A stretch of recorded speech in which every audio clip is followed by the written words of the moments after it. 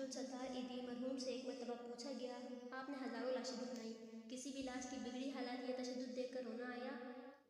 انہوں نے آنکھیں بند کر کے کہا، تشدد تو نہیں، البتہ ایک مرتبہ میرے رضاکار ایک صاف ستھری لاش لے کر آئے جو تازہ انتقال کی بوڑھے مگر کسی پڑھے لکھے اور کھاتے پیتے گھرانے کی لگ رہی تھی۔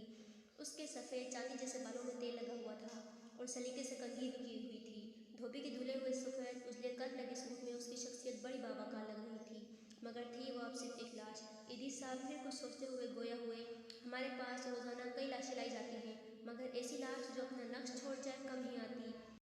میں اس لاش کو غور سے دیکھ رہا تھا کہ میرے رضاکار نے بتایا، اس نے کراچی کی پوچ بستی کا نام لے کر کہا، یہ لاش اس کے بنگلے کے باہر پڑی تھی۔ ہم جو ہی بنگلے کے باہر پہنچے تو ایک ٹیکسی میں سوار فیملی ہمارا ہی انتظار کر رہی تھی۔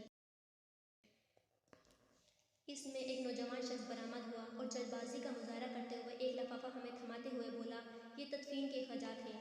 پھر وہ خود ہی بڑبڑایا کہ یہ میرے والد ہیں، ان کا خیال رکھنا، اچھی طرح غسل دے کر تدفین کر دینا۔ اتنے میں ٹیکسی سے آواز آئی، تمہاری تقریر میں فلائٹ نکل جائے گی۔ یہ سنتے ہی نوجوان پلٹا اور مزید کوئی بات کیے بغیر ٹیکسی میں بیٹھ گیا اور ٹیکسی کراٹے بھرتی ہوئی آنکھوں سے اوجھل ہو گئی۔ ایدی صاحب کہتے ہیں، اس لاش کے بارے میں جان کر مجھے بہت دکھ ہوا اور میں ایک بار پھر اس بدقسمت شخص کی جانب دیکھنے لگا تو مجھے ایسا لگا کہ وہ بازو واہ کیے درخواست کر رہا ہو کہ ایدی صاحب سارے لاوارث لاشوں کے وارث آپ ہوتے ہیں، مجھ بدقسمت کے بھی وارث آپ بن جائیں۔ میں نے فوراً فیصلہ کیا کہ اس لاش کو غسل بھی میں دوں گا اور تدفین بھی میں خود کروں گا۔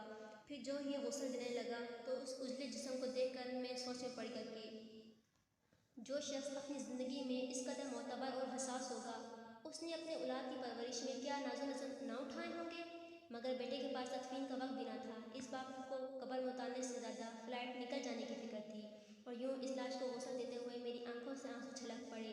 پھر